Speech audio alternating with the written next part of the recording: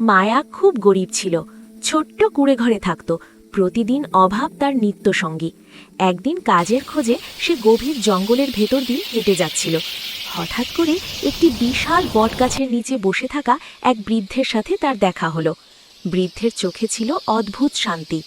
বৃদ্ধ মায়াকে ডাকলেন। মায়া তার কাছে গিয়ে নিজের জীবনের সব দুঃখ কষ্ট খুলে বলল, ক্ষুধা, দারিদ্র্য আর অসহায়তার কথা।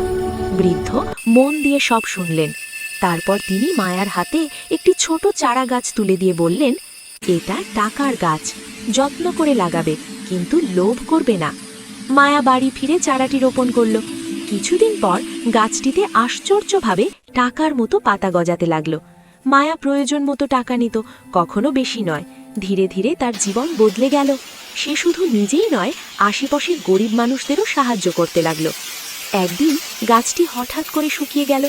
মায়া বুঝতে পারল গাছটি তাকে ধনী করার জন্য নয়, মানুষ হওয়ার শিক্ষা দিতে এসেছিল।